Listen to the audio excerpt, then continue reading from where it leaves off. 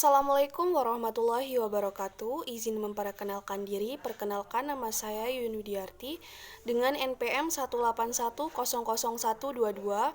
Tugas e-commerce e-business dengan dosen pengampu Ibu Dwi Puastuti. Baik, di sini saya akan menjawab pertanyaan dari tugas Ibu Dwi Puastuti.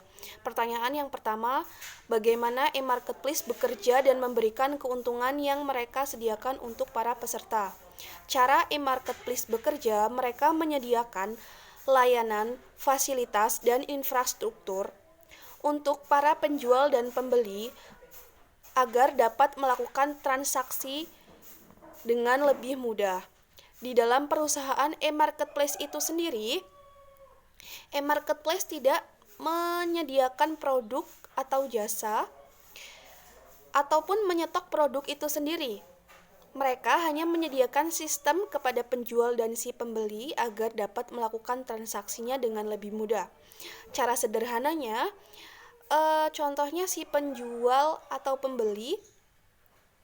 si pembeli itu akan membeli suatu produk di marketplace itu dan akan melakukan transfer, tapi pembeli itu harus mentransfer lewat e-marketplace itu tidak melakukan transfer kepada si pembeli. Kemudian e-marketplace akan memberitahukan kepada si penjual bahwa si pembeli sudah melakukan transfer kepada si penjual. Kemudian si penjual akan memproses barang untuk mengirimkan barang tersebut kepada si pembeli. Lalu, jika barang sudah diterima kepada si pembeli, maka si pembeli akan mengkonfirmasi bahwa barang sudah diterima. Nah, keuntungan menggunakan marketplace itu sendiri, mudahnya dalam memulai suatu jualan atau mudahnya dalam melakukan penjualan. Karena si penjual hanya mengupload foto-foto produk atau jasa yang mereka tawarkan kepada si pembeli di dalam e-marketplace itu sendiri. Kemudian lebih banyak dikunjungi oleh masyarakat. Banyak maraknya teknologi yang sudah berkembang saat ini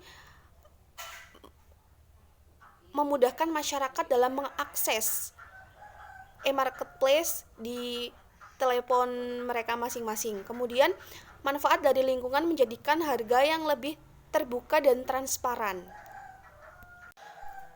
Pertanyaan kedua, contoh identifikasi karakteristik utama nilai tambahan dari internet untuk e-bisnis. Di dalam e-bisnis memiliki tiga kriteria utama, yaitu validasi. Penjual itu harus menyediakan waktu dan sumber daya untuk memenuhi perusahaan dari si pembeli. Misalkan si pembeli itu meminta produk jeans warna merah dan si penjual itu tidak memiliki jeans produk warna merah, tetapi si pembeli itu sudah meminta kepada si penjual agar disediakan, otomatis si penjual itu akan mencari dan menyediakan jeans produk warna merah. Yang kedua ada integritas. Informasi yang dipertukarkan dari penjual dan pembeli harus akurat. Kemudian ada privacy. Kerahasiaan transaksi dan informasi apapun yang dipertukarkan harus disimpan dengan baik. Jadi kerahasiaan antara penjual dan si pembeli, komunikasi atau transaksi yang dilakukan hanya si penjual dan pembeli saja yang mengetahui.